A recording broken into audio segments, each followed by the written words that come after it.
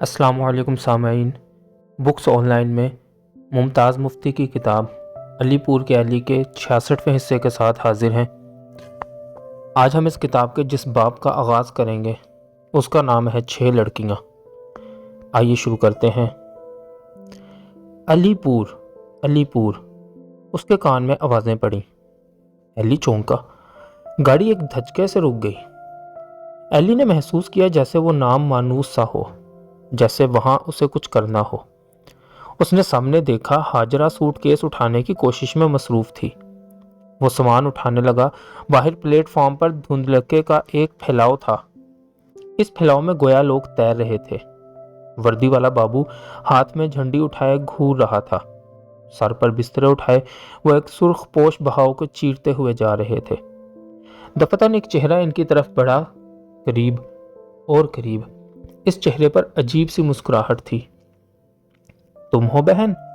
چچا عماد کہہ رہا تھا۔ تم کہاں گئے ہوئے تھے؟ محلے میں تمہاری ڈھونڈ مچی ہوئی تھی، ہر جگہ پوچھ گچھ ہو رہی تھی۔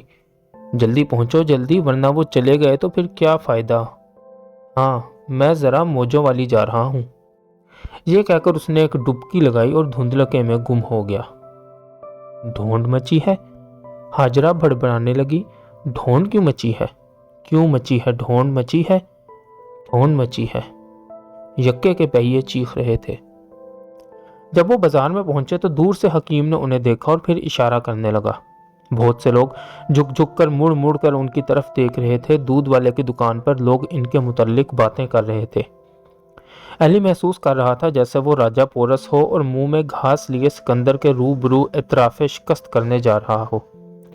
مجھ سے ایسا سلوک کرو جیسا بادشاہ شکست خوردہ غلاموں سے کرتے ہیں۔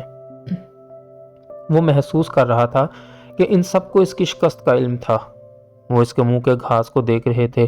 وہ اس کی شکست پر خوش تھے، لیکن وہ سکندر کون تھا جس کے روبرو پیش ہونے علی جا رہا تھا؟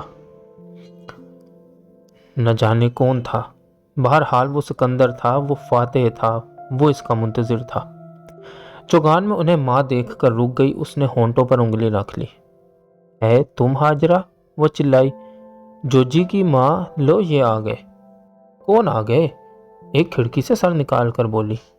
کیا کہا ماں؟ دوسری چلائی۔ اے ہاجرہ، تم ہو کیا؟ اب کیا ماں بیٹا نیا گل کھلا کر آئے ہیں؟ میں کہتی ہوں بہن، پرانے بندھنوں کا بھی خیال کر لیا کرو۔ کب تک آگے دوڑ اور پیچھے چھوڑ پر عمل کرو گی؟ تو ہاجرہ لڑکے کے پیچھے دیوانی ہو گئی۔ ہاجرہ حیرت سے ان کی طرف دیکھ رہی تھی۔ ان کی تعداد ہر ساتھ بڑھتی جا رہی تھی۔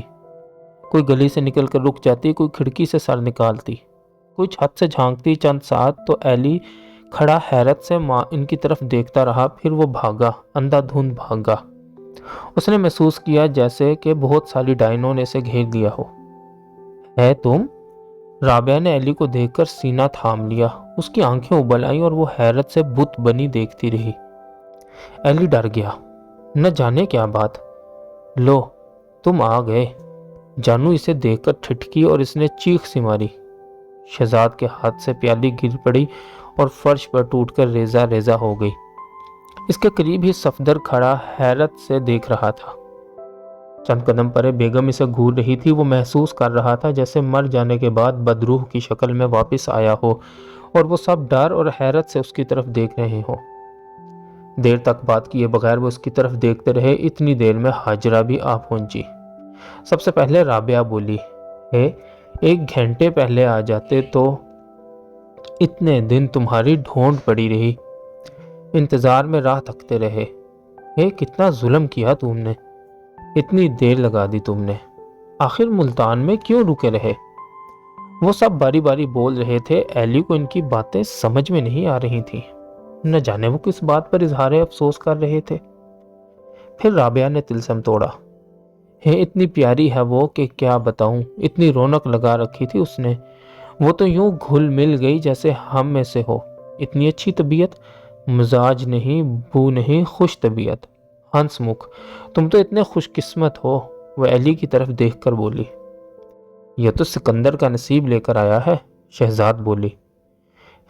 اب جلدی کرو جلدی، نئے کام میں دیر نہ کرو۔ لو، وہ اپنے منہ سے کہتی تھی میں تو تمہاری ہو گئی، اب تم بات بنا لو تو بات بنے۔ توبہ، ایسی منہ پھٹ ہونا بھی کیا، بیگم نے جل بھون کر کہا۔ ایلی نے غور سے بیگم کی طرف دیکھا۔ ادھر کیا دیکھتا ہے، شہزاد بولی، اماں اور کیا کہے گی؟ وہ ہنسی۔ اور بہن اتنی خوبصورت اور پھر اتنی اچھی، یہ تو ساری مر مٹی ہیں اس پر، شہزاد ہنسی۔ کوئی ایسی بات کرو جو میرے پلے بھی پڑے، ہاجرہ بولی۔ کس کی بات کر رہی ہو؟ وہ آئے تھے، جانو نے کہا۔ کون آئے تھے؟ آئے ہائے، وہی لاہور والے، کیا نام ہے اس لڑکی کا؟ سعدی، اور کون؟ رابعہ بولی۔ سعدی؟ ایلی کا دل ڈوب گیا۔ سعدی، ہاجرہ نے زیر لب کہا۔ کہاں آئے تھے؟ یہاں علی پور میں شہزاد کے گھر پورے 2 دن رہے، رابعہ چلائی۔ تمہارا انتظار کرتے رہے، جانو بولی۔ وہ اس کی بہن اور اس کی خالہ تینوں یہاں آئے تھے؟ ہاجرہ نے حیرت سے پوچھا۔ ہاں، یہاں 2 دن یہاں رہے وہ۔ اتنی پیاری ہے وہ سعدی، اتنی رنگین اور اس قدر پیار کرنے والی، اور پھر خوبصورت، کوئی جواب ہے اس کا، رابعہ نے ڈرامائی انداز میں کہا۔ ایک دھندلکا۔ ایلی کا دل دھک سے رہ گیا، آنکھیں دھندلا گئیں، پانی ہی پانی، چاروں طرف پانی ہی پانی، اور اس پر ٹنگا ہوا پھیکا اداس آسمان۔ قریب ہی کوئی چیخ کر بولا، گاڑی آگے نہیں جائے گی۔ ایلی دیوانہ وار بھاگا۔ فرد کے کمرے میں پہنچ کر وہ دھم سے چارپائی پر گر پڑا۔ اس نے اپنا تکیے کے اندر اپنا منہ ڈبو دیا، پانی ہی پانی، تکیہ بھیگ گیا۔ اس نے سر اٹھایا، کمرہ نمناک دھندلکے سے بھرا ہوا تھا۔ دور ہاجرہ سہمی ہوئی کھڑی اس کی طرف دیکھ رہی تھی۔ وہ دھندلکا کئی ایک روز جوں کا توں قائم رہا۔ مایوسی بڑھتی گئی، پھر مایوسی کے اس طریق آسمان پر دفتن گویا امید کا ایک تارا ایک ساتھ کے لیے روشنی کی کرن جھلملائی۔ نہیں، سعدی ضرور کچھ کرے گی، وہ گھر والوں پر اثر ڈال سکتی ہے، اس کی والدہ اس کا ساتھ دے گی، اور پھر سارے کیرا مزوز غصے میں غرانے کے بعد رو پڑیں گے۔ منصر جوش میں دیدہ دلیری پر اسے مارنے کے لیے ہاتھ اٹھائے گا، اور پھر اسی ہاتھ سے اپنے آپ کو پیٹنے لگے گا، اور بالآخر وہ پھوٹ پھوٹ کر رو پڑے گا، اور جوش محبت سے سعدی سے بغلگیر ہو جائے گا، اور پھر جب وہ ایلی سے ملے گا تو کہے گا، ایلی صاحب، اتفاق سے۔ لیکن جلد ہی ٹوٹتے تارے کے وہ روشن ذرات بکھر گئے، روشنی بجھ گئی، اور وہی تاریکی پھر سے چھا گئی۔ نہیں، اس معاملے میں مجبور ہوں، میں ان سے وعدہ کر چکی ہوں کہ اس بار میں ضد نہیں کروں گی، سعدی چلاتی۔ خاندانی عزت، وہ طنز سے ہنسی۔ اس کی مجبوریاں آخر تسلیم کرنا پڑتی ہیں، ہاں اس معاملے میں میں مجبور ہوں۔ یہ کہتے ہوئے وہ دور ہٹتے چلی گئی، اور دور، حتیٰ کہ جوں وہ دور ہوتی جاتی تاریکی چاروں طرف سے یورش کرتی۔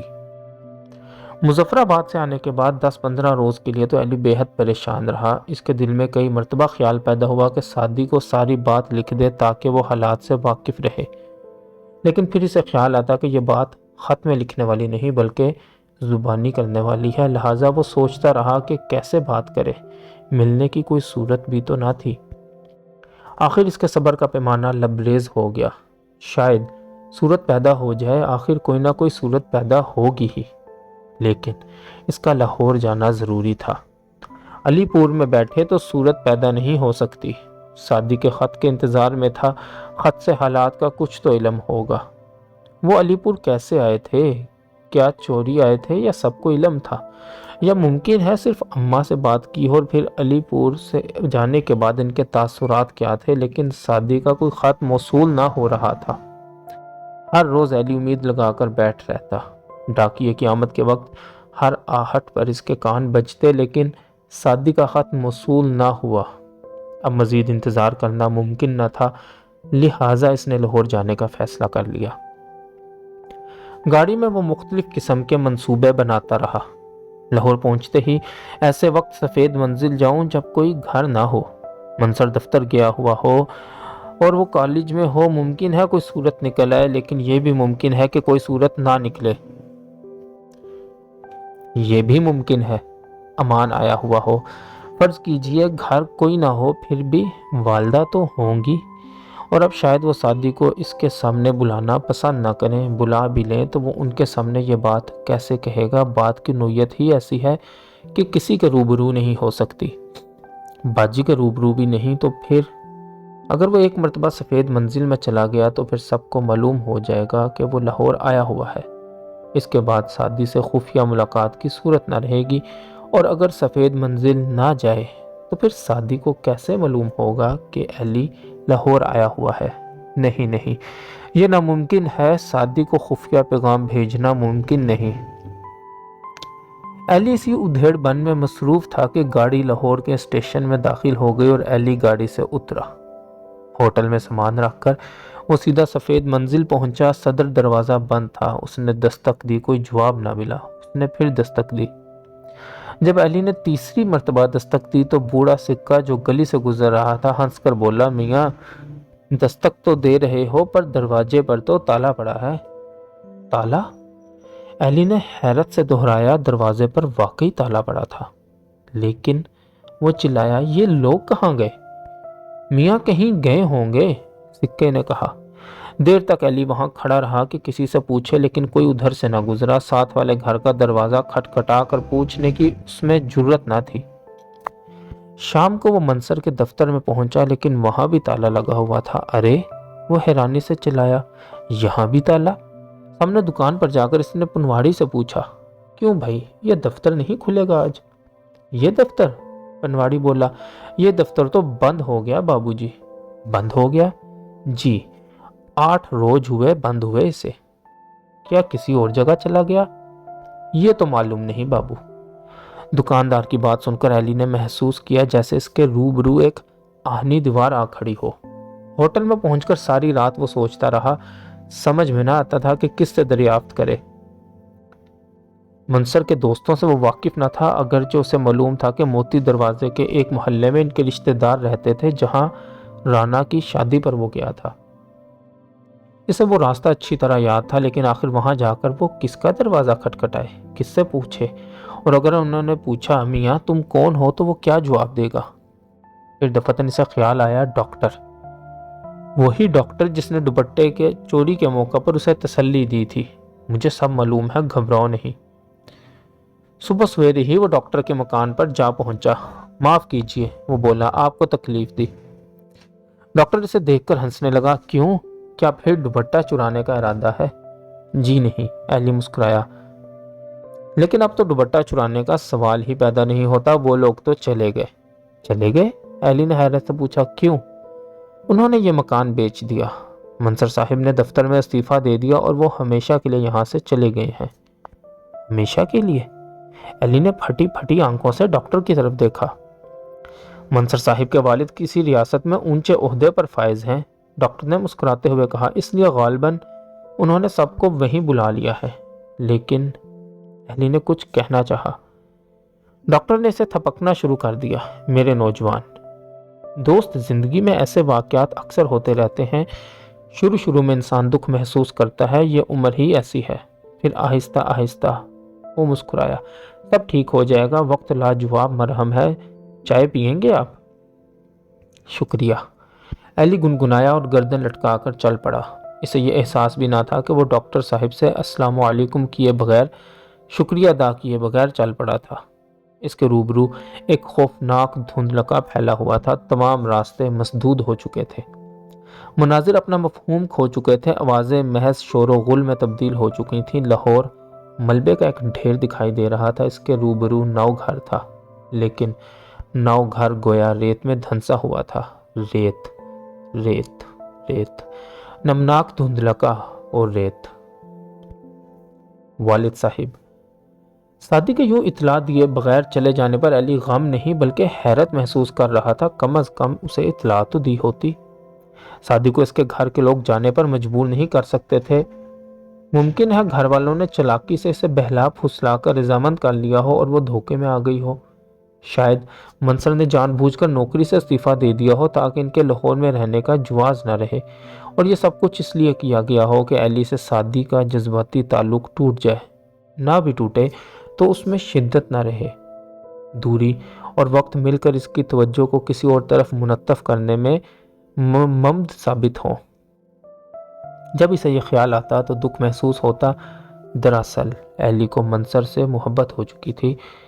منصر اس کا آئیڈیل بن چکا تھا، اور منصر کی حیثیت سے ایلی کے ذہن میں اگر سادی سے زیادہ نہ تھی تو کسی بھی صورت میں اس سے کم بھی نہ تھی۔ منصر کا وہ حسن، اس کا بانک پن، رنگینیت طبع، اس کی خودداری اور اس کے علاوہ منصر کی شخصیت سے خلوص بھری محبت کی شعاعیں سی نکلتی ہوئی محسوس ہوتی تھیں، ایسی شعاعیں جو بجھتی نہیں تھیں بلکہ اور نہ ہی دکھتی تھیں بلکہ محسوس ہوتی تھیں، جیسے بلا کی سردی میں کوئی انجانی انگیٹھی کے پاس جا بیٹھا ہو۔ ایلی کی سب سے بڑی بدقسمتی یہ تھی کہ وہ در پردہ منصر سے محبت رچا بیٹھا تھا، حالانکہ سعدی نے کئی بار خطوں کے ذریعے اور زبانی سے خبردار کیا تھا۔ دیکھنا، یہ نہ بھولنا کہ یہ سب لوگ صرف میری وجہ سے آپ سے التفات محسوس کرتے ہیں، صرف میری وجہ سے، ورنہ ان کا بس چلے تو۔ سعدی کی تنبیہ کے باوجود ایلی منصر کا ہو چکا تھا۔ وہ منصر کی ہدایات پر عمل تو نہیں کرتا تھا، لیکن ان کی خلاف ورزی کرتے ہوئے اسے تکلیف محسوس ہوتی تھی۔ نہیں، وہ آپ ہی چلایا، منصر ایسا نہیں کر سکتا، منصر اسے دھوکہ نہیں دے گا۔ ضرور کوئی مجبوری پیش آ گئی ہوگی انہیں اور لاہور کو خیر بات کہنا پڑا، ورنہ منصر اگر قطع تعلق ہی مقصود ہوتا تو وہ اعلانیہ کہہ دیتا۔ ایلی صاحب، اگر آپ سعدی کے راستے سے ہٹ جائیں تو میں آپ کا بے حد ممنون ہوں گا، پھر ایسی چال چلنے کا فائدہ نہیں، منصر ایسا نہیں کر سکتا۔ کئی ایک روز ایلی اس سلسلے پر سنجیدگی سے سوچتا رہا، مگر زیادہ سوچنے سے بات اور بھی پیچیدہ ہو گئی، حتیٰ کہ وہ الجھ کر رہ گیا۔ پھر سعدی کا خط موصول ہوا، لکھا ہوا تھا، بھائی جان کی وجہ سے میں مجبور ہو گئی۔ بھائی جان کے لیے اس کے سوا اور چارہ کار نہ تھا کہ لاہور چھوڑ کر یہاں ریاست گروکل میں چلے جائیں۔ مجھے بھائی جان سے محبت ہے، آپ جلتے ہیں تو پڑے جلیے، میں بھائی جان کے لیے سب کچھ قربان کر دینے کے لیے تیار ہوں، چاہے میری جان ہی کیوں نہ جائے۔ لیکن گھبرائیے نہیں، ہمارے یہاں آنے سے کوئی فرق نہیں پڑے گا، آپ اپنے والد صاحب سے بات کر کے ان کے ہاتھ پیغام بھیجنے میں سستی نہ کریں، چونکہ میرے والد صاحب بڑے رکھ رکھاؤ کے دل دادا ہیں اور ابا کے سامنے اپنی دال نہیں گلتی، لہٰذا یہ کام تو آپ کو کرنا ہی ہوگا۔ یہاں کب آئیں گے؟ آپ کی منتظر رہوں گی، منتظر ہوں۔ سعدی کا خط پڑھ کر ایلی کو خوشی کی بجائے الٹا غم ہوا اور وہ بالکل ہی مایوس ہو گیا۔ والد صاحب، وہ زیر لب بولا، بڑے رکھ رکھاؤ کے دل دادا ہیں والد۔ اس کا جی چاہتا تھا کہ کہا مار کر ہنس پڑے اور دیوانہ وار چلائے، والد صاحب، والد صاحب، والد صاحب بڑے رکھ رکھاؤ کے دل دادا ہیں، والد صاحب، والد صاحب کے سامنے ہماری دال نہیں گلتی، والد صاحب سے کون بات کرے، اور کی بھی جائے تو کسی احسن طریق سے کی جائے۔ والد صاحب کی رضامندی ضروری ہے، انہیں خود پیغام لانا چاہیے۔ نہیں، مجھے یہ رشتہ منظور نہیں۔ میں چاہتا ہوں کہ بچوں کا رشتہ ایسے گھرانوں میں ہو جہاں میری حیثیت ہو، میری عزت ہو، میری آؤ بھگت ہو، میری عزت۔ والد صاحب، ایلی کا جی چاہتا تھا کہ دیوانہ وار باہر نکل جائے اور لوگوں کو اپنا پیغام سنائے، تمہارے یہاں والد صاحب ہیں کوئی؟ ان سے بچو، والد صاحب سے بچ کر رہو، ان سے دور رہو، وہ ایک جیتی جاگتی لعنت ہیں، بدقسمتی ہیں، ان کا رکھ رکھاؤ جھوٹ ہے، ان کی خاندانی عظمت فریب ہے۔ والد صاحب ایک بہروپیاں ہیں جو فریب سے گھر کی گدی پر آ بیٹھتے ہیں۔ والدہ محترمہ نے اگر انہیں سر پر چڑھا رکھا ہے تو کسی ذاتی غرض کی وجہ سے۔ والدہ محترمہ نے اپنی آسانی کے لیے انہیں بت بنا رکھا ہے، توڑ دو ان بتوں کو، توڑ دو۔ بچپن ہی سے ایلی کو اپنے باپ سے بیر تھا، اسے علی احمد کو دیکھتے ہی غصہ آ جاتا تھا۔ باپ کی وجہ سے ہی وہ والدین کی محبت سے محروم رہا تھا، باپ کی وجہ سے وہ نوکرانی کا بیٹا تھا، باپ کی وجہ سے اسے سستی اور کمینی عورتوں کے لیے چلچلاتی دھوپ میں بوتل میں رہٹ سے پانی بھرنا پڑتا تھا۔ باپ کی وجہ سے وہ محلے والیاں اسے کہا کرتی تھیں، بہن آخر بیٹا کس کا ہے، اپنے باپ کے قدموں پر چلے گا اور کیا، وہ بھی گودی میں پلا تھا، یہ بھی گودی میں پل رہا ہے۔ اور والد صاحب ہی کی وجہ سے آج ایلی کے ہاتھ سے سکون اور اطمینان سے زندگی بسر کرنے کا موقع ہمیشہ کے لیے جا رہا تھا۔ اگر سعدی چھن گئی، اگر اس کی پناہ گاہ ہاتھ سے جاتی رہی تو ایلی نے دانت بھینچ لیے۔ تو میں گندی بدروں میں چھلانگ لگا لوں گا، میں اپنا آپ کتوں کو کھلا دوں گا، میں اپنے تعفن کو چاروں طرف پھیلا دوں گا، میں بھی گود میں پلوں گا، میرے کمرے میں بھی ٹین کا سپاہی برسر پیکار رہے گا۔ والد صاحب زندہ باد، پائندہ باد۔ برہنہ نگاہ۔ پھر جو ایلی کو ہوش آیا تو اس کے سامنے ہاجرہ اور فرحت سہمی ہوئی کھڑی تھی۔ کیوں ایلی؟ ہاجرہ کہہ رہی تھی۔ خیر تو ہے؟ خیر؟ اسے بات سمجھ میں نہیں آ رہی تھی۔ تجھے کیا ہوا ہے ایلی؟ فرحت پوچھ رہی تھی۔ مجھے؟ وہ بولا۔ کیوں؟ تیری چیخیں تو سارے محلے میں سنائی دے رہی تھی بیٹا۔ چیخیں؟ اس نے حیرت سے ان کی طرف دیکھا۔ نہ بیٹا، ہاجرہ قریب آ کر بولی، خود کو اختیار میں رکھا کرتے ہیں، اللہ کرے گا کوئی نہ کوئی صورت نکل ہی آئے گی۔ وہ تو خیر نہ جانے کب نکلے گی، لیکن جو صورت نکلی ہوئی ہے اسے تو دیکھو ذرا۔ شہزاد داخل ہو کر بولی۔ کیا نکلی ہوئی ہے؟ ہاجرہ نے کہا۔ یہ۔ شہزاد نے بڑھ کر ایلی کی تھوڑی کو دونوں ہاتھوں سے پکڑ لیا۔ اب تو بھی نہیں آتی، فرحت بولی۔ آج نہ جانے کتنی دیر کے بعد شکل دکھائی ہے۔ میری شکل؟ وہ ہنسی۔ میری شکل دیکھ کر پہلے تم کب خوش ہوا کرتی تھی؟ صرف ایک ایلی تھا، اور اب اسے اپنی سدھ بدھ نہیں رہی۔ کیوں ایلی؟ وہ چلائی۔ اپنی سدھ بدھ پہلے کب تھی؟ ایلی نے اسے چھیڑا۔ اچھا؟ اس نے منہ پکا کر کے جواب دیا۔ میں سمجھی پہلے تھی۔ اگر سمجھ لیتی تو بات نہ بگڑتی، ایلی نے کہا۔ تم نے ہی سمجھا دیا ہوتا، وہ ہنسی۔ چل تجھے چائے پلاؤں، یہاں اکیلا بیٹھا رہتا ہے، فضول۔ چل۔ شہزاد نے اسے پکڑ لیا۔ ایک ساتھ کے لیے ایلی نے شدت سے محسوس کیا کہ سب کے روبرو شہزاد کو اپنے بازوؤں میں جکڑا اور اس کا بند بند چومنا شروع کر دے، اور پھر چلا کر کہے، چل اگر یہی ہے تو یہی صحیح۔ اس نے شہزاد پر ایک برہنہ نظر ڈالی اور اس کی طرف بڑھا۔ شہزاد بھانپ گئی اور پھدک کر پیچھے ہٹی اور پھر بھاگی۔ آؤ نہ پھر، وہ چلائی، جلدی آؤ۔ ایلی بھاگا۔ اس وقت نہ جانے ایلی کو کیا ہو گیا تھا۔ اس وقت گویا وہ اپنے آپ میں نہ تھا، جیسے کوئی اور روح اس کے جسم میں حلول کر گئی ہو۔ وہ بھول چکا تھا کہ ہاجرہ اور فرحت کھڑی دیکھ رہی ہیں۔ وہ بھول چکا تھا کہ شہزاد شریف کی بیاہتا بیوی ہے۔ وہ بھول چکا تھا کہ اسے سعدی سے محبت ہے۔ وہ اپنا آپ بھول چکا تھا۔ اس وقت اسے کسی فرد یا اصول کا لحاظ نہ تھا۔ وہ ننگا تھا، شرم و حیا سے قطعی طور پر بیگانہ۔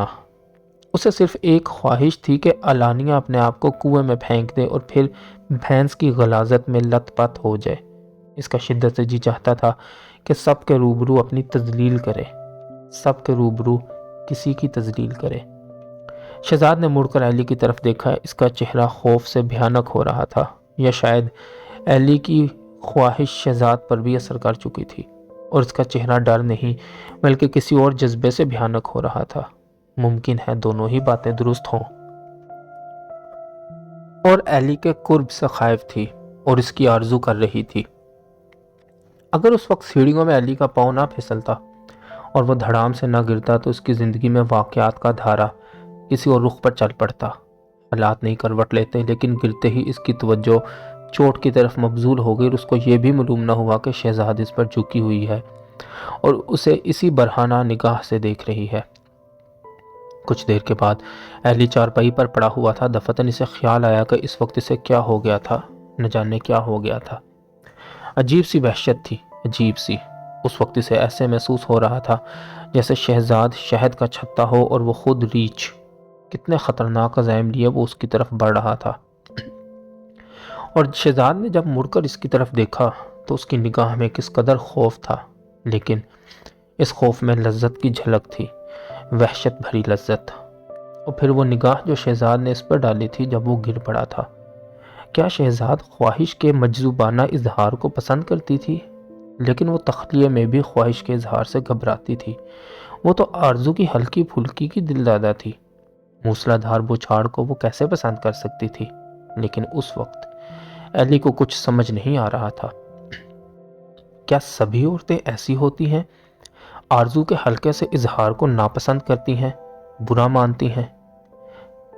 لیکن مجنوں نانا وحشت بھری خواہش کے علانیہ اظہار کے روبرو انکار، رکھ رکھاؤ، احتیاط، ضبط سب پاش پاش ہو جاتے ہیں اور ان کی نگاہ میں فخر بھری انبساط جھلکتی ہے اور ایک ساتھ کے لیے وہ تمام دنیا اور پابندیوں سے آزاد ہو جاتی ہیں۔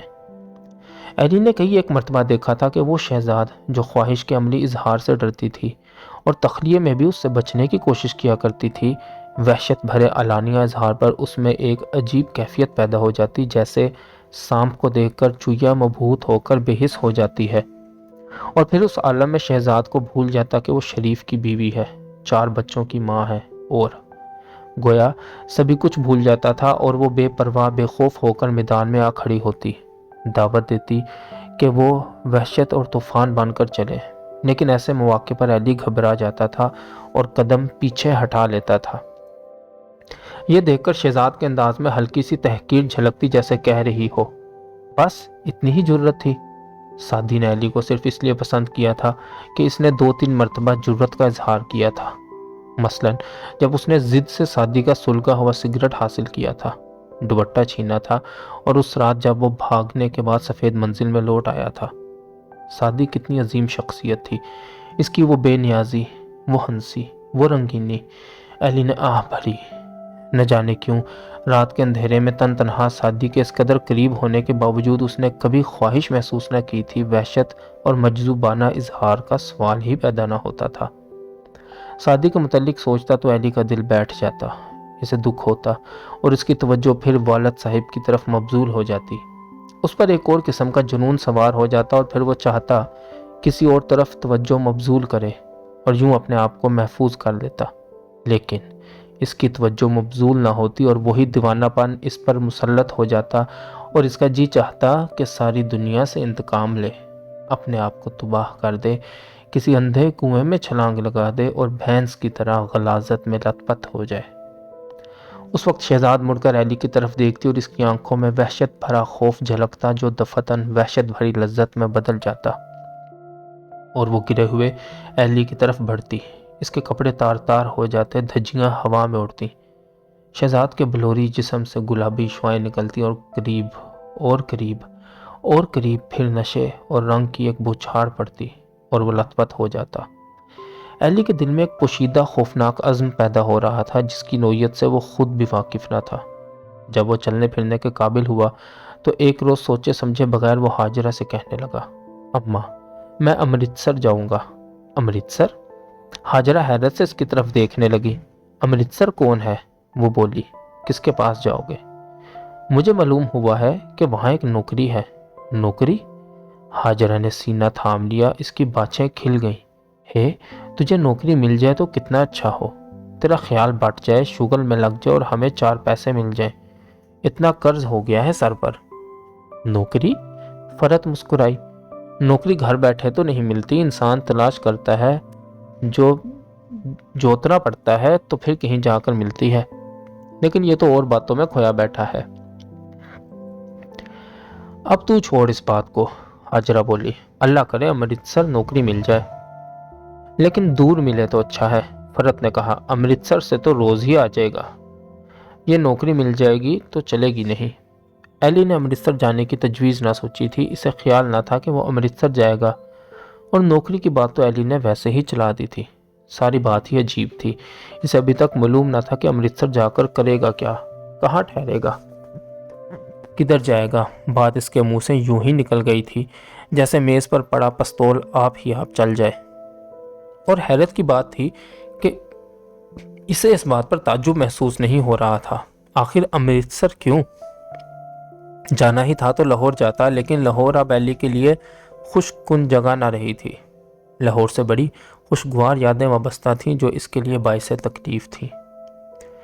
امرتسر پہنچ کر بھی اسے شعوری طور پر احساس نہ ہوا کہ وہ وہاں کیوں آیا ہے۔ بہر صورت وہ مطمئن انداز سے آوارہ گھومتا رہا۔ بال بازار میں 4 ایک چکر کاٹنے کے بعد وہ کمپنی باغ میں جا بیٹھا۔ دیر تک وہ بیٹھا لوگوں کو دیکھتا رہا، پھر آموں والی کوٹھی کی طرف چلا گیا۔ آموں والی کوٹھی ویران پڑی تھی، دیواریں بوسیدہ ہو چکی تھیں، 2 ایک کمروں کی چھتیں بیٹھی ہوئی تھیں، صحن میں گھاس پھوس اگی ہوئی تھی۔ सड़क के किनारे वो एक टूटे हुए पुल पर बैठ गया। पुरानी यादें एक एक करके इसके जहन में ताज़ा हो रही थीं। रसोई में रसोइया और छोकरे चल फिर रहे थे। रसोई में रसोइया और छोकरे चल फिर रहे थे। रसोइया खीर पकाने में मसरूफ था और कागरें कतार में पड़ी थीं। सिख लड़के केस सिखा रहे थे। बंगाली बाबू सुपरिटेंडेंट के कमरे से मछली तलने की बू आ रही थी। फिर दफतन आसिफ आ गया। वो इसे देखकर मुस्कुराने लगा। तुम यहाँ बैठे हो? वो ज़ेरे-लब गुनगुनाया। नूर आएगा। नूर। नूर का नाम सुनते ही गोया लगन से बाहर आ गई। आमों पर बूर आ गया। कोयल कूकने लगी। एली उठ बैठा। आसिफ जा चुका था। नूर का कुछ पता न था। आमों वाली कोठी पर वहशत बरस रही थी। घबरा कर वो चल पड़ा। घूमते घूमते शाम के वक्त वो कटरा रंगीन में जा पहुंचा। बैठकों में बिजली के हुंडे चल रहे थे। जंगलों में जर्क बर्क मलबूसात चमक रहे थे। रोगनी चेहरों पर वही मुस्कुराहट, वही रंग, वही दावत। चौबारों में सारंगियां इल्तिजाएं कर रही थीं। तबले सर पीट रहे थे। पान की दुकानों पर वैसे ही झुरमट लगे हुए थे। लोगों की निगाहें चौबारों पर जमी हुई थीं। बाकी इंशाल्लाह अगली वीडियो में।